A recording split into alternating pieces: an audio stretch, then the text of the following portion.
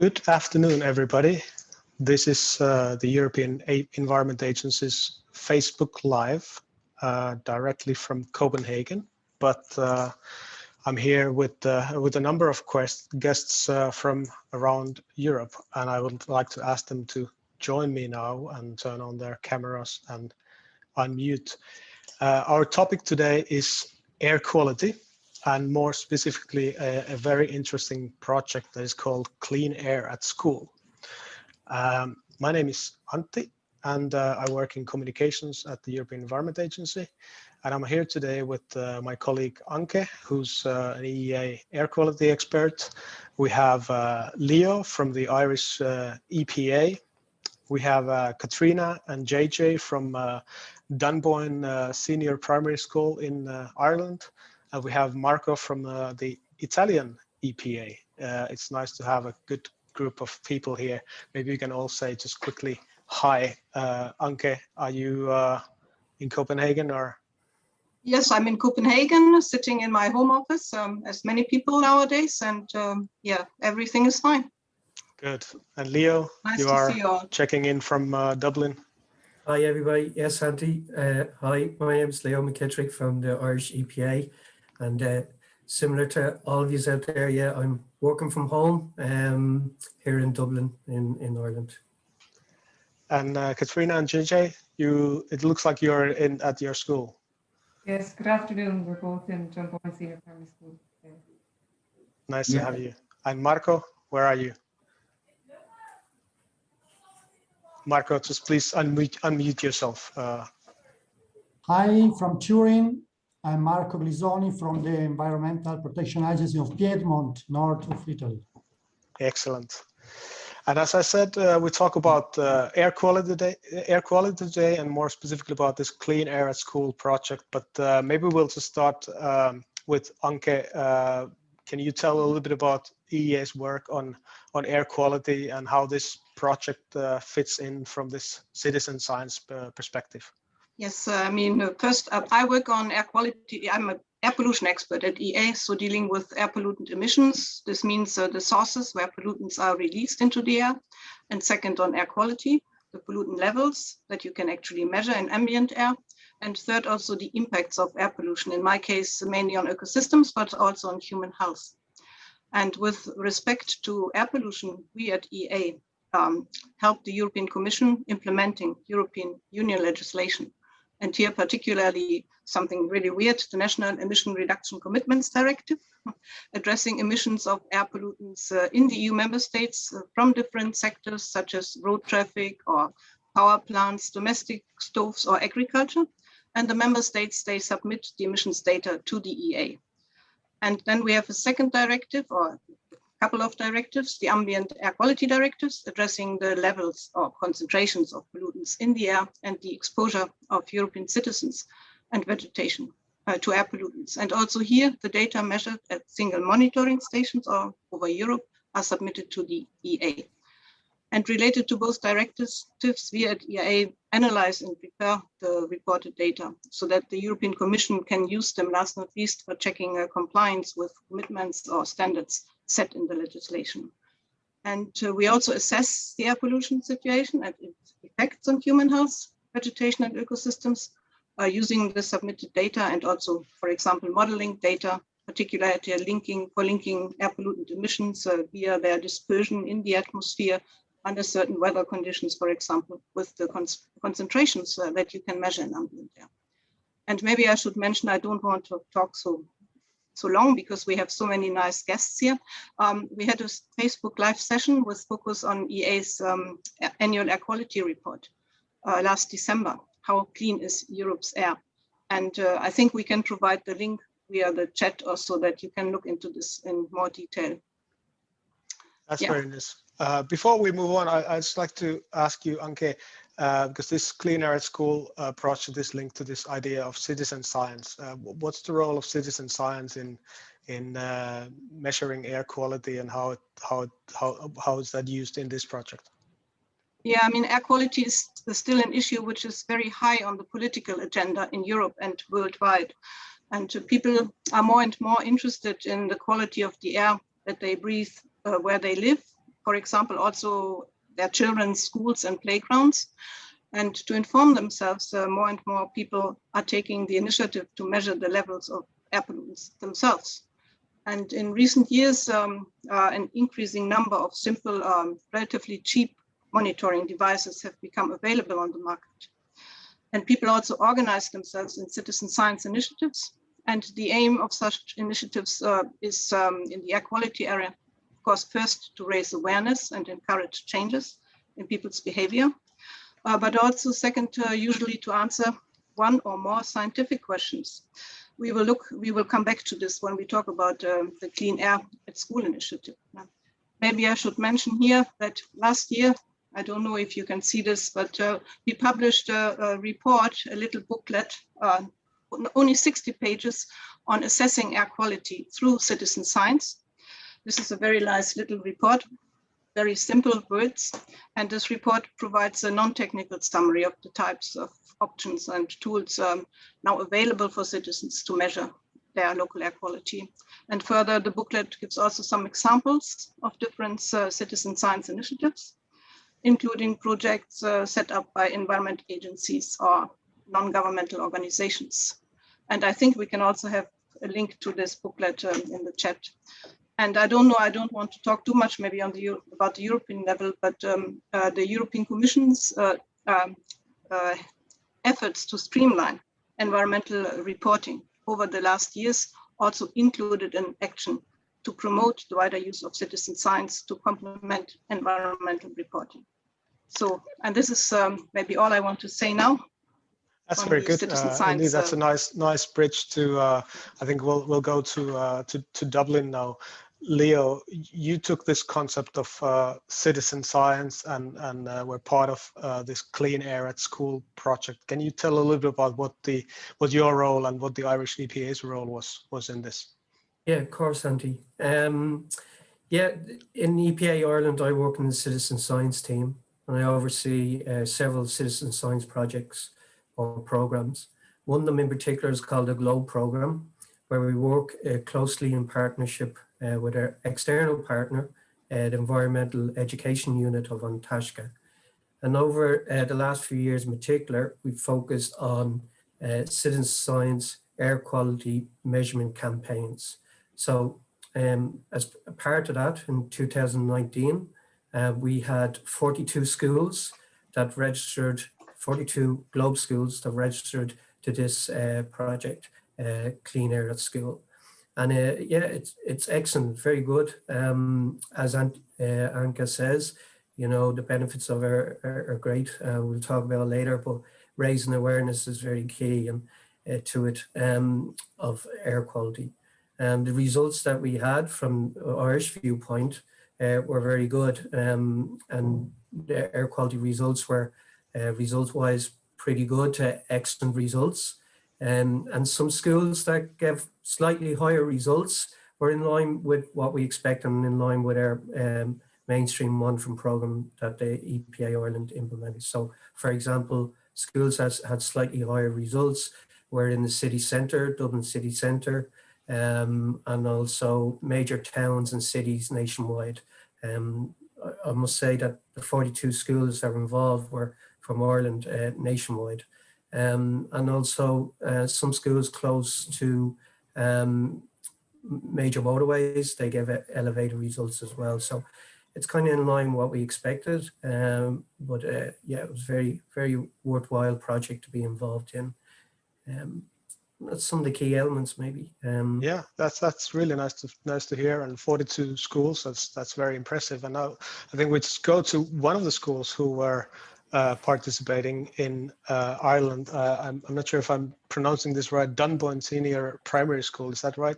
Katrina and JJ? That's right, Andy. Yeah, we're one of the 42 schools taking part in the Clean Air project. Our town of Dunboyne is a mid-sized town. We have approximately 9,500 people of a population, but as Leo quite rightly said, we're beside a motorway as well, and we would also be in relatively close proximity to Dublin. So we felt we were an ideal candidate for project, the Clean Air project as well, where we would get an interest and opportunity to examine some of the results. And how did that work in practice? Who got involved in the school? Was it teachers, pupils, parents? Actually, Katrina here was our STEM coordinator. It started as a STEM project with the STEM group, but I suppose it expanded to include the whole school. Now we have 530 pupils in the school, and everybody had an opportunity to partake and raise awareness. And from there, it expanded out as well to involve the parents, and afterwards the wider school community as well. We had the support of the local Dunboyne Tidy Towns Association, and they provided sponsorship for us to help us to promote awareness of the campaign throughout the whole village. That's very nice. Can you tell a little bit about what the children learned? What did they take home from this? Well, I suppose the first thing that they took from this was the importance of clean air and how it's an essential resource for both our generation and theirs coming up as well. They found that they realized there was very practical steps that they could take to promote air quality in schools and around the area. One of the main areas that we focused on was in our car park area, and particularly idling of cars. And we began a very active no idling campaign, where we asked drivers, both school buses and their drop-off, parents and others around the village, not to idle their cars. And we monitored it to see how that would impact upon the air quality in the school and around the village of Dunboyne. That sounds very nice and very, very concrete results already. Let me remind our audience at this point that you can actually ask questions from our panelists here about the project. Just type in your question in the comment section on Facebook, and we will address it the best we can. There's actually one question already saying that it's a great project. This is from Natalia Kolomiets, and she's asking what were the approximate costs per school for the installation and maintaining of the air quality detectors. Did the school bear any costs in this? JJ, can you? Sorry, we were very fortunate in that the Globe program provided us with the diffusion tubes, and they also covered the cost of sending the diffusion tubes to the laboratories. So in that sense, it didn't cost the school anything. So that makes it very accessible for our school to continue with the project. So I think that's important as well, because schools are curtailed somewhat with budgets and that. So certainly the Globe program enabled us to participate. And I suppose the local Tidy Towns Committee assisted us as well. They provided sponsorship for us for our posters. You can see one actually in the background here. We were able to display those across the village as well. Now I know they do cost, they are a burden on schools, but in fairness, we felt that it was worth it in order to promote and enhance STEM in the school.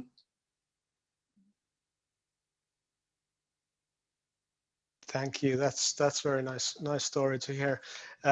Let's go to Italy now. Marco, can you tell a little about your role and your experience in the project as part of the Italian Environmental Protection Agency in the Piemonte region, right? Yes, thank you. In Italy, the project was carried out by the National Network for Environmental Protection. It means the regionals and the national agency, environmental agency. The coordination was taken by the Italian Institute of Environmental Research, and the sponsorship by the the Minister of the Environment. So it was a huge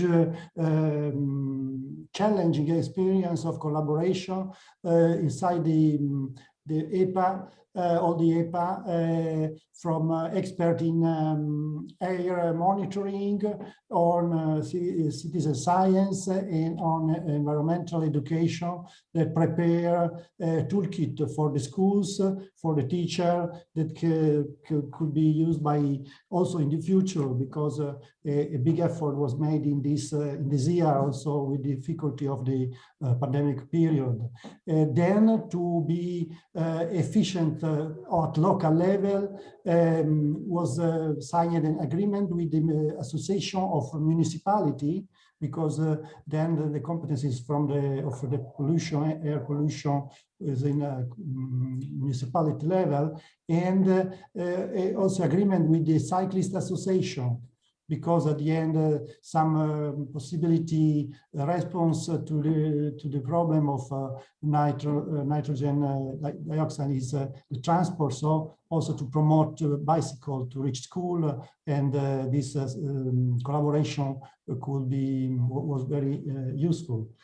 At local level, each environmental agency put the laboratory at work to analyze the result from the sensor, the passive sensor, and so also our expert in air pollution enter in the school and talk and dialogue with the pupils and the students and with teachers. So we involve 70 schools all around Italy, from north to south, in 30 towns, and about 5,000 students from primary to secondary school were involved. So a huge engagement. Wow, very, very impressive numbers. And you also had some link or partnership with some Irish schools as well, something you called twinning. What was that about? Yes, this was very interesting for us, exciting occasion to know what's happened in other reality. The students were very happy to join the project of twinnings, to share their experience, to change point of view also, because they know there is a local problem, but this problem of air pollution touch also other area of Europe. So was a very interesting experience. In the school in Turin was the Giacosa school that started this experience of twinnings, where Professor Cantone tried to, that is first is a artist, is a theatrical actress, try to move from a scientific point of view of the problem to emotional point of view. Because to be engaged in these problems, you must be aware, but you must also have an emotion to transmit the problem to others, to parents, and maybe to try to change the behavior. So this was an interesting experience with the methodology of creative writing. With the creative writing, the students develop a story so they produce a story with vocal message, draws, and they share this emotional story with their colleague in Ireland. The story was about the problems of the forest and the useful the importance of the forest also in the town, and this was a very good occasion to talk about air pollution in an emotional way. Because the project was not also inform and know about the problem, but also to change the behavior, to try to solve the problem with some action, to take care of their local environment. Yes, thanks, Marco. There's many very concrete local initiatives from cycling to green areas to improve air quality. That's a very nice way to connect with residents. We have a bunch of questions coming in, so I'll just go through a couple of them already. There's a question from Mattia about the link between air pollution and the spread of COVID-19. I think I'm just going to say there that our most recent air quality in Europe report looks into this issue from different angles.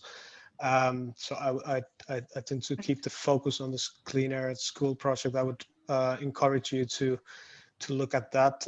We look at the impact of the different restrictions on people's movement and economic activities and how that impacted air quality, but also the scientific evidence there is about the link between poor air quality and the effects of COVID-19 infections. So we will post that link there. There's also a question about COVID-19 and then discarding of disposable masks. We have another a briefing actually that looks at different environmental aspects of the COVID-19 pandemic. I think this is something that obviously is on many people's minds. So we will post that link there as well. It will look at a little bit about the plastics problem as well. This is a bit of a more general question that maybe we skipped in the beginning, and Anke, maybe you can talk a little bit about this. This is from Jacopo. What does polluted air mean for our health? Can you explain very briefly about the impacts of poor air quality on Europeans' health? Yes, so in a few words, I mean, you inhale, for example, fine particulate matter in your lungs. They can go very deep in your lungs and they can cause some damage there. And this can lead to problems with breathing and but also to premature death. So every year we calculate how many people die prematurely in Europe because of air pollution. So it is a serious issue and particularly related to fine particulate matter, but also nitrogen dioxide, what we measured within the Clean Air at School project. We measured nitrogen dioxide, which has also health effects. But all this is very nicely explained in the EEA's air quality report.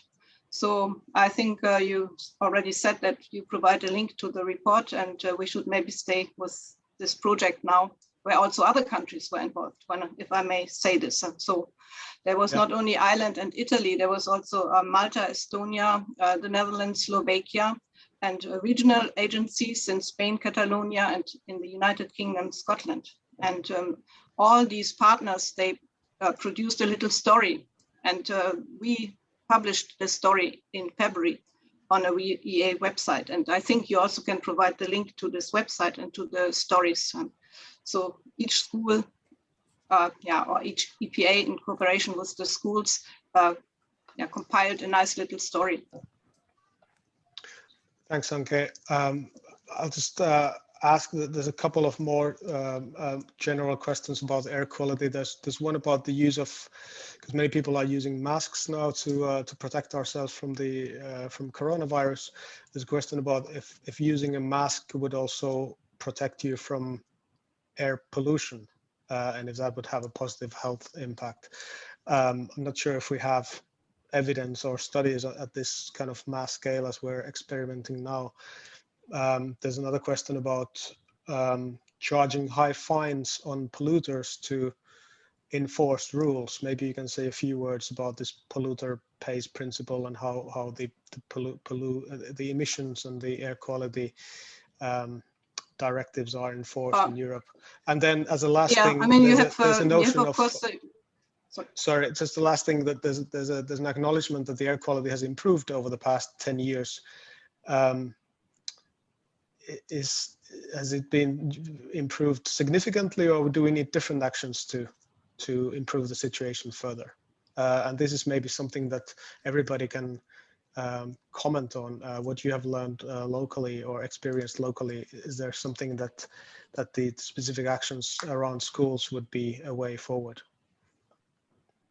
Maybe Anke, if you start. Shall I start with the emissions? I mean, I mentioned the directives addressing emissions of air pollutants to the air, and there are reduction commitments in this directive for each EU member state for different pollutants, the main air pollutants, and those commitments are there for 2020, 2030, and so on. And the countries, they have to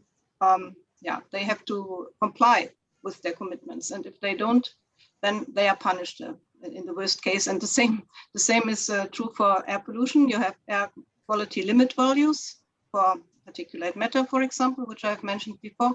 And if you have exceedances of air quality standard, then you also have to do something. You have to come up with a plan how you want to deal with this, for example, in a city, and you have to make sure that you get below the limit values at each single monitoring station.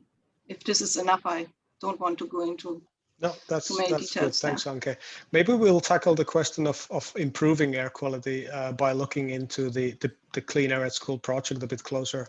Maybe Leo, you can tell us what you heard from the participating schools.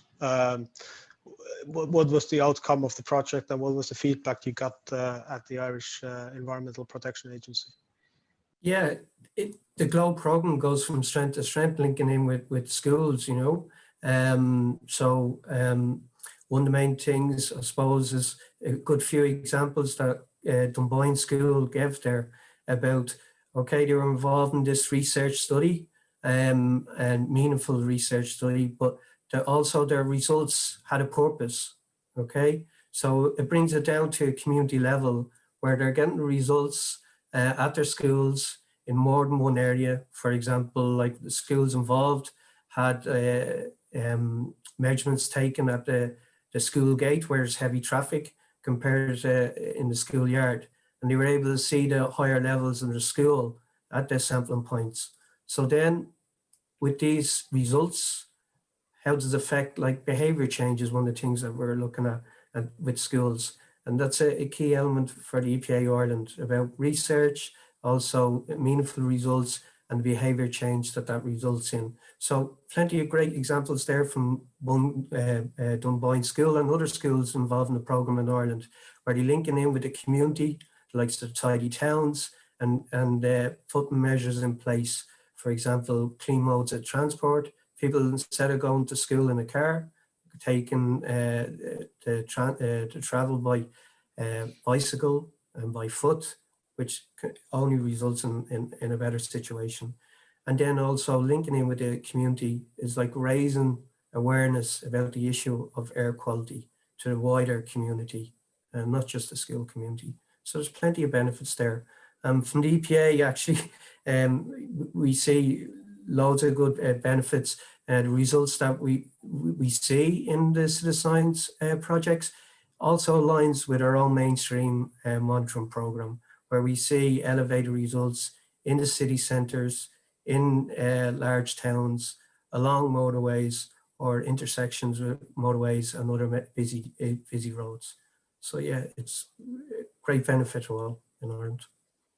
Very nice. What about Katrina and JJ? From your perspective, can you say what was the most rewarding thing about this project, or maybe something that was surprising? How did you? Well, I suppose one of the most rewarding things was that we noticed the engagement levels of the pupils in the schools seemed to increase dramatically as they became more familiar with the issue. For many of our pupils, they hadn't been familiar with the issue up until we engaged in this project. And when they did engage in it, then we found that they were very actively, you know, trying to raise awareness themselves. It became kind of like a community-wide initiative that they felt now. I suppose we had a group of Greta Thunbergs, for want of a better phrase. You know, they really bought into the whole initiative. And we noticed, like, even besides our formal results, some of the things that the practical measures, we noticed the numbers of bicycles in the sheds had increased dramatically as children decided to walk or scoot to school. As we engaged in different projects and as we engaged in our, for example, our poetry writing competitions or our art competitions, children themselves are coming up with far more creative ways to help to improve the air quality around the school. The STEM group themselves then took charge in terms of promoting the awareness of the project in the school. Katrina, of course, has coordinated the STEM group for us, and they made sure that it became very mainstream, that the project, there was active interest in how the results were going, how our diffusion tubes were being results that were coming back from them and so on. Some of the results were surprising. Obviously, there was a lot of incidental learning as well, as we said. The likes of our traffic surveys that were conducted as well in November and December in 2020, where they helped to integrate a lot of a lot of curricular subjects as well. And it certainly, from our point of view, did help to raise the the awareness of it throughout the whole community was probably our biggest achievement and probably the biggest result for us anyway. And I think also we're educating pupils from our community for our community. So we feel that getting them involved in citizen science projects is preparing them to become, the future guardians of our environment. So that's from our point of view, that was definitely one of the biggest benefits we found anyway. That's excellent. Marco, you are a specialist in environmental education. Is this type of a project a good way to teach people or kids about environmental issues such as air quality or air pollution? Have you other examples of similar projects maybe? Yes, I think that this approach was very useful because children discover the scientific approach in a period of fake news, of the data not very solid. The methodology of this project will have a reliable and independent data process. So the science, to believe that the science in a good the good approach can give good result, because if you can manage a problem, if you can measure the problem, and you can measure the problem only with independent and reliable data, then the children feel to be part of the problem, but also part of the solution. They were put inside the local problem, but they know that they can also try to find a solution together with the municipality, together with actors. The solution is not easy because the environmental issues are complex. But if you are convinced, if you are patient, if you have the science data, you can find and change behavior.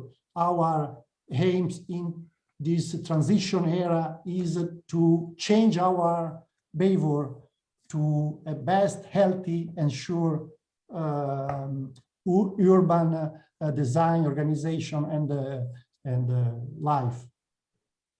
Yes, thanks. We have a very short technical question from the audience. This is from Jelle Hoffman, asking if the sampling periods had been synchronized between different countries and schools. So maybe Anke, you can say about the European level. Yes. Yeah. I mean, we have tried to synchronize it as far as possible, and we had sampling periods of 4 weeks minimum, and in some EPAs or in some countries, not EPA schools, they measured twice, so in spring and autumn. But if you go to the stories, the single stories, then you can read more about this, and also how we try to harmonize the approach. We use these passive samplers, which are relatively reliable, low-cost devices, and you put them for 4 weeks, then you send them to a laboratory and they're analyzed. So we tried as far as possible to harmonize the approach over the different countries. Very good. And time flies. I think it's soon time to wrap up our discussion, but there are many comments and questions about scaling up this initiative. It looks like an excellent project. Can we participate? Can each of you say a little bit about the future? Is this something that you plan to continue or try again with different schools, or what are your plans in the months and years ahead? Maybe Leo, if you go first from the Irish perspective. Yeah, this is a really positive area for us, particularly linking in through the Globe program with our partners on Tashka. Yeah, we're going from strength to strength. So I remember I was there involved in an original workshop where there was 13 schools kind of involved, and as part of CleanAir School, we 42 schools nationwide involved in the project. And now next month, April, we have our next campaign, NO2 campaign, where 110 schools have registered to be involved in the campaign, 110 schools nationwide. So it's great. And working closely with Antashka, we actually have 2 campaigns a year, 4-week measurement period in spring and in autumn each year. So the one that's coming soon will be our 5th NO2 campaign. And then second point is that, again, working closely with Antashka and other partners, we're looking to upscale to a larger citizen science based air quality measurement campaign called Clean Air Together. And so look, we're in development phase of that at the moment, looking to implement it in Dublin, City of Dublin first, City and County of Dublin, and then probably Cork, our second largest city in Ireland, at a later date next year. So as I said, upscaling that, probably around 1,000, 1,200 participants, measurement points involved. So yeah, anybody there in the audience from the Irish side, please watch this space. So yeah, we have the campaign coming up in April, and other projects coming down the road. All really good stuff. Nice to hear. What about Katrina and JJ? Is there something in Dunboyne that you will continue on this topic or other environmental topics? Yeah, absolutely. We're still very much in the process of promoting the awareness here. We'll engage in another a set of measurements in April 2021. As well as that, we're going to be bringing our project to Science Blast for 2021 as well, to again create awareness of our project right across the nation. We're very interested as well in the twinning experience. We found that there were massive benefits. Obviously, this year we were quite curtailed with due to the pandemic and so on, but we'd be very interested in engaging in twinning again, because the aim of our project has been to expand the awareness from, first of all, our STEM group to our school, to our through our parents association, to our wider school community. And we've certainly done that. And I suppose when we were able to engage with other schools across Europe, then it's helped the children to, I suppose, develop their understanding that it's not just a local problem, it's not a local issue. This rather is a global issue, and how we need to work together to try and resolve the situation. Very good. What about Marco? Is this something that will continue in Italy, or you have another initiative in the pipeline? In Italy, we want to continue. Also, if officially the project is finished, but we want to continue. We had produced a checklist for the schools to discover the walkability and the bikeability of the school, to transform always more the school in green school, in a place where is a safe, healthy and sustainable life, because it's a place where you learn to live, so it must be sustainable place. And the twinnings project, I suggest to the environmental European agency to promote this initiative, because me too, I'm very enthusiastic of this initiative, because putting in contact different students, different young and future citizens about this different way to approach the problem. Maybe somewhere there is the future. I mean, for example, for the bicycle transport to reach school, maybe what the Turing students imagine is already something that is in Copenhagen or in Amsterdam. So maybe to put in contact this different reality could be really a good occasion to imagine the future, and sometimes the future is already here. That's a nice way to finish. And indeed, the EEA will continue our work on various air quality issues. Maybe, Anke, you can name a few things that people can expect from us during this year. Yeah, well, we won't continue with clean air at school, but we hope, of course, that this has a snowball effect and initiates, for example, twinning projects such as the one between Ireland and Italy, and here within the framework of the GLOBE initiative. So we will promote this, and we hope that this has had a snowball effect. And other products, well, we have the air quality report coming up again, the annual report, which will be in a different format this year, a little bit more interactive, at least this is the plan. And we have our normal work on emissions, where we provide a briefing, for example, what happened under the NEC directive, what is the distance to the commitments in the NEC directive. But Clean Air at School, the project is finished, as I said, and I would like to say it has been a great experience for me as an air quality expert working on the European level. And I would like to thank all the EPAs in schools and for their enthusiasm and while contributing to this project. So this is maybe something I would like to say, and maybe again to promote also this little booklet where you can read something about citizen science initiatives, the power and limits of citizen science in the air quality area. So thanks. Anke. And thanks everyone. Thanks Leo, Marco, Katrina, and JJ for being with us today. And thanks also to our audience, everybody who posted questions, everybody who were watching. We will have more of these Facebook Live sessions coming up, so keep an eye on our Facebook page and Twitter feed, and we'll be back in due course. Leo, you want to say some last words? Just one last word. Being a national holiday here in Ireland tomorrow, just on behalf of EPA Ireland, we want to wish everybody out there a happy St. Patrick's Day. Happy St. Patrick's Day. And that's all for today. Thank you all.